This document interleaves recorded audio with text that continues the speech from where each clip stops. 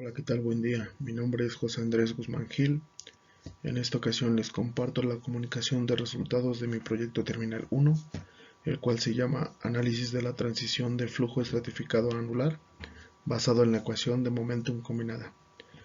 El director de mi proyecto es el Dr. Gabriel Soto Cortés y el trimestre correspondiente es el trimestre 20O.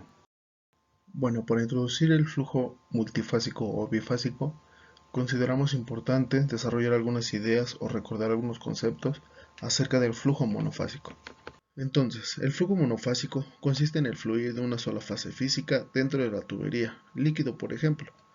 Existen distintas maneras de clasificarlo, por ejemplo, flujo estacionario y no estacionario, o bien flujo uniforme y no uniforme. El primero tiene una dependencia respecto al tiempo y el segundo respecto al espacio, e incluso se puede hacer una clasificación combinando ambos grupos de manera simultánea. Otra forma de clasificarlo podría ser respecto a su régimen de flujo, que puede ser laminar o turbulento.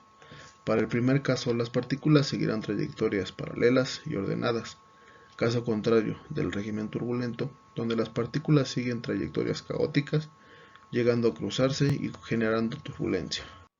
Osborne-Reynolds relacionó los esfuerzos inerciales y viscosos del flujo monofásico. De manera experimental, desarrolló la ecuación de número de Reynolds, la cual nos permite clasificar el régimen de flujo entre laminar o turbulento. Darcy y Weisbach también descubrieron una relación entre el régimen de flujo y la rugosidad de la tubería, la cual generaría pérdidas de energía asociadas a un factor de fricción F, el cual depende del número de Reynolds, la rugosidad de la tubería y el diámetro de la misma. Por último, Euler desarrolló la ecuación de la conservación de la energía, relacionando la energía de posición, de presión, de velocidad y las pérdidas de energía en el sistema. Entonces, la contribución de la ecuación de Reynolds, de Darcy-Weisbach y de Euler hoy en día nos permiten el diseño, dimensionamiento y verificación de sistemas hidráulicos. Bien, respecto al flujo multifásico, consiste en el fluir de dos o más fases físicas dentro de la tubería y al mismo tiempo.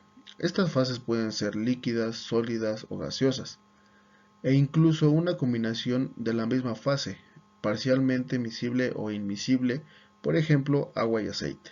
Para este proyecto se trabajó con flujo bifásico, una combinación de líquido y gas.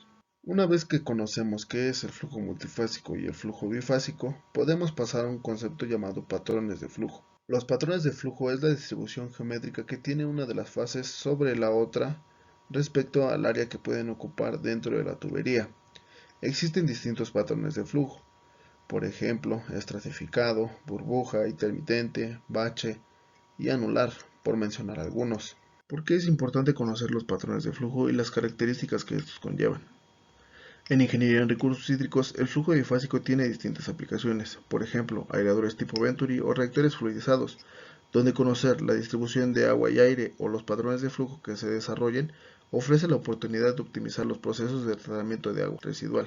Otra aplicación podría ser los fenómenos transitorios, donde conocer el patrón de flujo o la distribución de agua y aire podría ayudar a evitar fenómenos como el golpe de ariete. El que se desarrolle un patrón de flujo u otro depende de distintas características, entre ellas las más importantes, la inclinación de la tubería, la dirección del flujo y las propiedades del fluido. Otra propiedad importante para que se desarrolle un patrón de flujo u otro es la velocidad.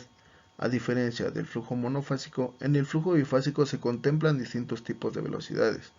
Por ejemplo, velocidad superficial de líquido o de gas, velocidad real de líquido o de gas, o bien velocidad de deslizamiento. Otra propiedad importante en el flujo bifásico lleva por nombre hold-up o colgamiento líquido, que es la distribución geométrica del área de gas sobre el área de líquido, 1 cuando es puro líquido y 0 cuando es puro gas. Dentro de los patrones de flujo existen subgrupos de patrones de flujo, que marcan la transición entre un patrón y otro.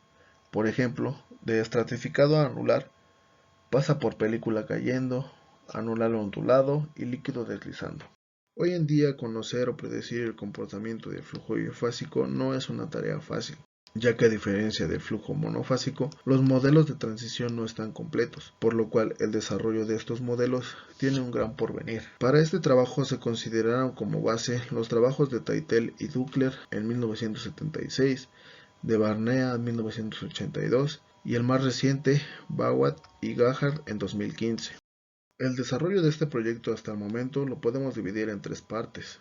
La primera, integración de datos; la segunda, ajuste de datos; y por último, la dinámica entre el número de flood y la presión en el fondo. Para la integración de la información se recopilaron datos experimentales de los trabajos de Bauer y Gahart, Soto Cortés y colaboradores, para poder organizarlos y complementarlos de una manera conveniente para el proyecto, y así poder obtener una base de datos lo más completa posible.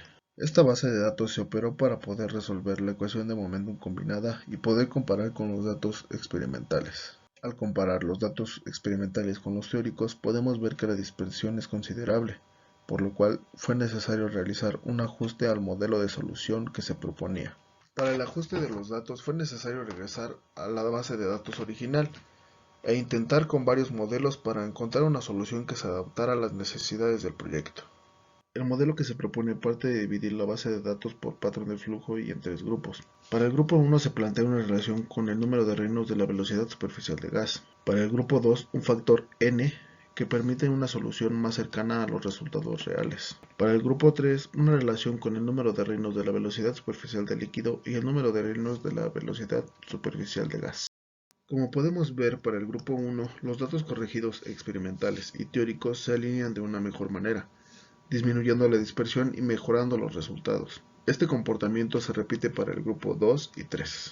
Dado que el objetivo del proyecto es encontrar una dependencia de HL respecto al patrón de flujo, se propone una relación entre el número de flood y un concepto llamado presión en el fondo, utilizado en hidráulica superficial y más específicamente en hidráulica de canales. Para desarrollar la relación entre el número de flood y la presión en el fondo tenemos que considerar ciertas hipótesis. Por ejemplo, el flujo estratificado podría comportarse como flujo en canales abiertos, ya que por efectos de la gravedad, la fase líquida ocupará la parte inferior del conducto. Dentro de estas hipótesis se consideran algunas adaptaciones de esquemas y ecuaciones para la aplicación en flujo bifásico. Por último, podemos ver cómo la relación entre el número de flood y la presión en el fondo genera una especie de fronteras entre los patrones de flujo, ya que si alguna de estas propiedades varía, el patrón de flujo podría cambiar. Por su atención, gracias.